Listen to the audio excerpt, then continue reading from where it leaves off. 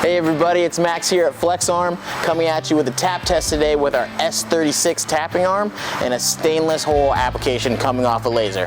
So a little bit about the S-36 here. This is going to come with about 50-inch working range here, and it comes standard with a 400 RPM motor, which will give you that 25 to 28 foot-pounds of torque rating. So with that being said, let's jump into it and see how this performs.